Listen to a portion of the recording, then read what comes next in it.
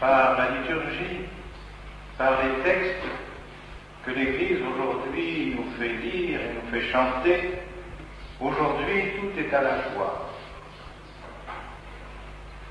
Là, nous avons repris l'Alléluia, qui veut dire gloire à Dieu. Alléluia, gloire à Dieu.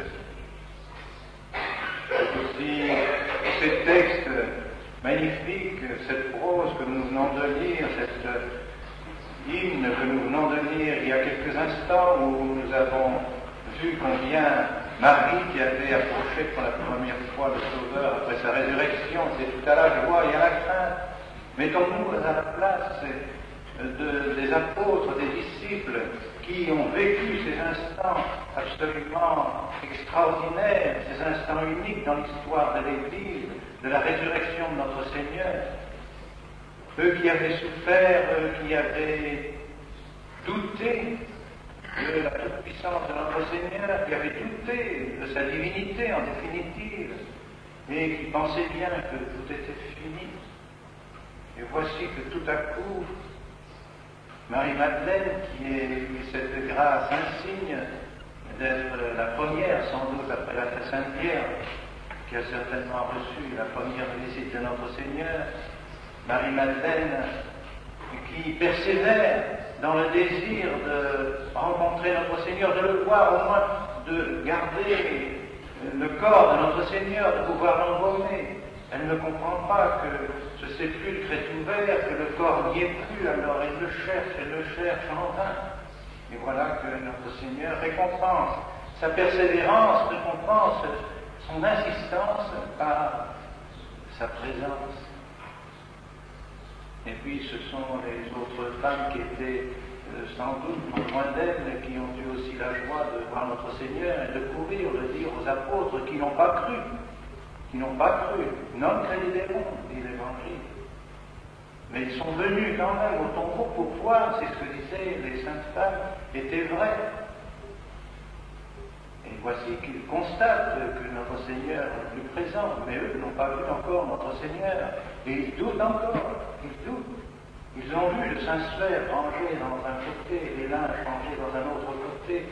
Ils ont vu le sépulcre vide. Quelque chose d'extraordinaire s'est passé. Que s'est-il passé? Et voici qu'ils reviennent, ils racontent ça aux autres, ils se réunissent. Et voici que tout à coup, notre Seigneur leur apparaît. Ils sont stupéfaits, ils sont dans la crainte, ils se demandent s'ils ne rêvent pas, si c'est pas un esprit qu'ils voient, ils n'ont pas un corps. Et notre Seigneur leur dit, mais non, ce n'est pas un esprit, voyez, je suis là, présent au milieu de vous. Donnez-moi du miel, donnez-moi du pain, vous allez voir, je vais en manger devant vous. Vous allez voir, notre Seigneur prend ce miel, prend ce pain, leur donne à eux à manger. Ils n'en reviennent pas. Évidemment, leur cœur est à la joie, leur cœur est à l'espérance, mais ils craignent encore, ils sont encore comme sous le coup d'une chose qu'ils ne peuvent pas admettre, qu'ils ne peuvent pas imaginer. Thomas n'était pas présent, mais il vient lui aussi, doute encore, et notre Seigneur leur reproche.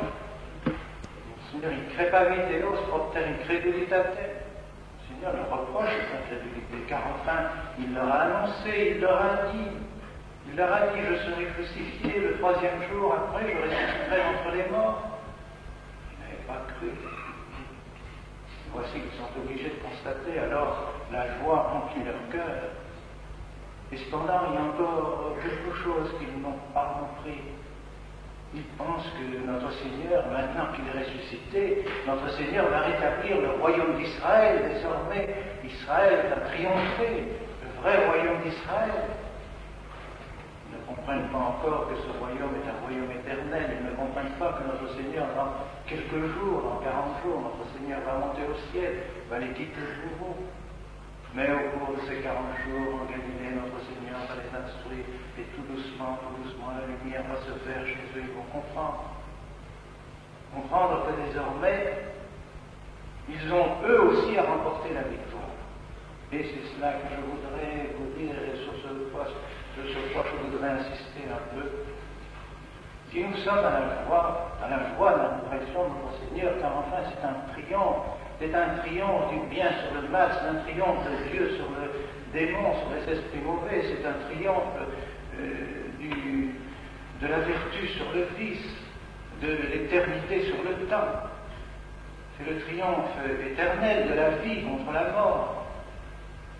Eh bien, donc, nous devons être heureux, créatures du Seigneur, créatures de Dieu. Nous ne pourrons pas nous réjouir de penser que désormais le ciel nous est ouvert de nouveau, que Dieu qui nous devenait inconnu, que Dieu qui nous était éloigné devient de nouveau proche de nous et que la voie est ouverte pour retourner à Dieu, pour lequel nous avons été créés de toute éternité. Nous avons été créés pour Dieu, pour vivre en Dieu, pour jouir de Dieu pendant l'éternité.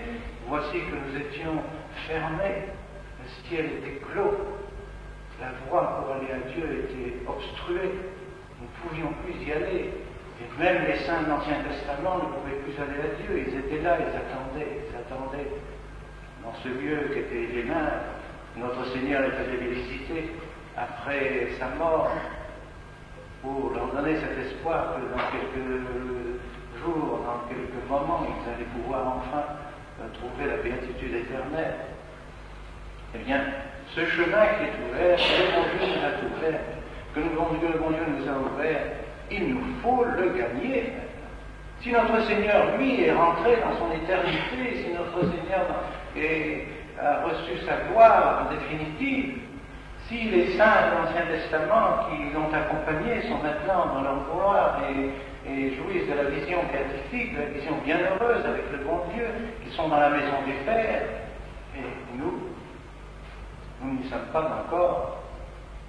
Par conséquent, si nous devons nous réjouir et nous devons être pleins d'espérance, la vertu d'espérance est la grande vertu du chrétien, parce que nous marchons vers ce but que nous espérons, que nous voulons obtenir, que nous désirons obtenir, pour lequel nous sommes faits.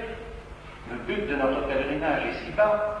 En conséquent, nous avons, avec cet espoir, désormais, cet espoir au cœur, cette foi profonde, dans la résurrection de notre Seigneur, par conséquent du triomphe de notre Seigneur sur le mal, nous ne devons pas oublier qu'à côté des disciples, à côté de Marie-Madeleine, à côté de la Très Sainte Pierre, il y avait les gardes qui gardaient le tombeau. Et à côté des gardes, il y avait encore les princes, les prêtres. Qu'ont-ils fait? Les gardes ont été stupéfaits, ils ont été renversés par terre, ils se sont demandé ce qui leur arrivait, et dit l'Évangile, quelques-uns, pas tous, sans doute, on peut penser que parmi eux, il y en a qui se sont convertis, et qui ont dit, mais nous nous sommes trompés. On nous a mis là pour garder le corps de notre Seigneur, et voici que tout à coup, il a disparu, il est ressuscité, nous le croyons, nous étions présents, nous ne pouvons pas y croire. Et les autres y croyaient aussi d'ailleurs, mais quelques-uns sont allés raconter cela au prince des prêtres, et ils ont dit, mais voilà ce qui est arrivé. Au milieu d'un coup de tonnerre, d'un fracas épouvantable, la pierre qui obstruait le tombeau de notre Seigneur a roulé par terre, nous nous sommes trouvés tous projetés à terre, et voici que le corps de notre Seigneur a disparu. Regardez la malice de ces princes et prêtres, qui eux étaient possédés du démon, car le père du mensonge, c'est le démon. Ils inventent un mensonge. Ils nous disent bien, mais surtout, ne répondez pas à cette nouvelle. Voici ce que vous allez dire. Vous direz que les apôtres sont venus pendant la nuit, pendant que vous dormez, et qu'ils l'ont enlevé. Mais c'est pas possible. Nous sommes témoins du contraire. Nous l'avons vu, nous avons eu une lumière éclatante et nous avons été renversés en un bruit extraordinaire, un véritable tremblement de terre qui s'est produit, quelque chose s'est produit. Ce ne sont pas les apôtres qui sont venus l'enlever, nous sommes témoins, nous étions là. Mais ce n'est rien, nous donnons de l'argent, combien voulez-vous? Des sommes importantes, les voilà, les voilà. Et les voilà qu'à cause de cette misérable argent, ils vont répandre la nouvelle que les apôtres ont enlevé le corps de notre Seigneur. Par conséquent, devant la résurrection de notre Seigneur, voyez l'œuvre du démon qui continue. Le démon a été vaincu par la croix, il a été vaincu par la résurrection de notre Seigneur, mais il est là. Et tant que le monde n'est pas fini, il est présent et il luttera Et il mentira.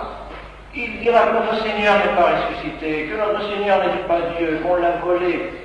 Il continuera à travers tous les siècles à mentir. Et c'est ainsi que viendront les schismes, les hérésies, les persécutions contre l'Église, les persécutions contre les prêtres, les persécutions contre tous ceux qui croient en la résurrection de notre Seigneur. Et par conséquent, nous sommes dans un monde de lutte. Nous ne devons pas l'oublier, le démon est encore là. Il continue son œuvre, comme il l'a continué juste encore après la résurrection de notre Seigneur, alors qu'à ce moment-là, bien tout le monde aurait dû croire. La lutte n'est pas terminée. Ne disons pas, oh, gloire à Dieu, la résurrection est venue, tout le monde est sauvé. Hélas, hélas. Nous avons donc à conquérir, nous aussi, cette résurrection. Nous avons à conquérir par la sainteté. C'est pourquoi les auteurs spirituels disent que notre vie spirituelle est un combat spirituel de tous les jours. Combat contre les puissances des ténèbres, combat contre tous les instincts mauvais qui sont en nous, contre le péché qui est encore en nous. Nous devons lutter. Mais luttons courageusement, luttons avec la persuasion qu'un jour notre Seigneur nous donnera la victoire. Mais prenons-en les moyens. Prenons les moyens qui sont la recherche, la sainteté et surtout la croix de notre Seigneur.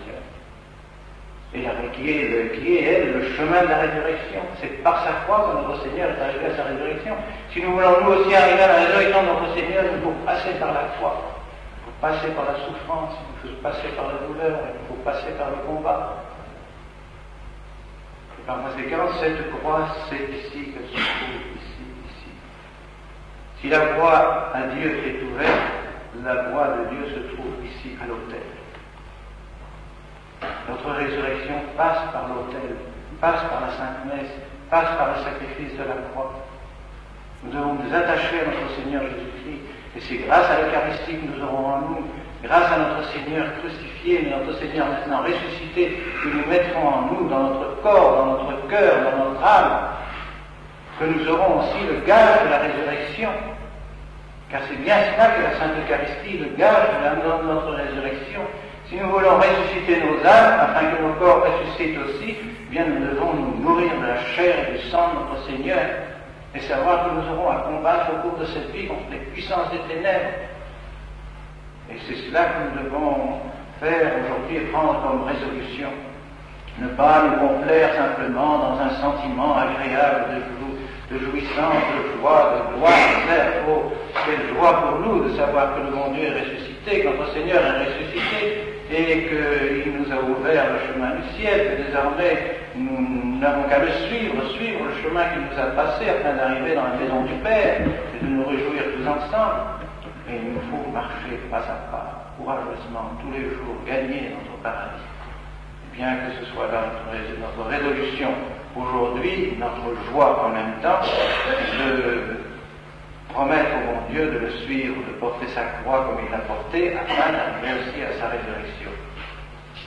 Et nous le demanderons pour nous le demanderons pour nos amis, nous le demanderons pour nos familles, et nous le demanderons particulièrement aujourd'hui pour les futurs prêtres qui sont ici, afin qu'ils comprennent bien que c'est là le but du sacerdoce, le but de l'invocation, apporter notre Seigneur Jésus-Christ aux âmes, apporter la croix de notre Seigneur, réaliser le sacrifice de notre Seigneur, afin de pouvoir sanctifier les âmes par la croix de notre Seigneur Jésus-Christ, et c'est par la voie de la croix qu'ils amèneront les âmes à la résurrection de notre Seigneur. Nous demandons surtout à la très sainte Vierge Marie, qui, elle, voyez, n'a pas eu besoin de se trouver auprès du tombeau. Elle n'a pas couru, elle, avec Saint Pierre, avec Pierre, avec Jean. Elle n'a pas douté comme Thomas. Elle n'a pas eu besoin d'aller comme les saintes femmes jusqu'au tombeau de notre Seigneur pour croire à la résurrection de notre Seigneur. Elle y croyait. Elle le savait bien. Elle était la seule à ne pas douter. Elle n'a pas douté. Elle sait très bien ce qui se passerait. C'est pourquoi elle n'a pas eu besoin d'aller constater que les limbes de notre Seigneur étaient rangés. Elle n'a pas eu besoin que les anges lui annoncent que notre Seigneur allait être en Galilée. Elle le savait parfaitement. Eh bien, nous aussi, reposons-nous dans cette foi de la très Sainte Vierge. Demandons à la très Sainte Vierge qu'elle nous donne cette foi dans la résurrection de notre Seigneur, afin que nous ayons le courage de lutter pendant toute notre vie pour conquérir avec notre Seigneur, avec elle, le chemin du ciel. Mon Père, Fils et Saint-Esprit.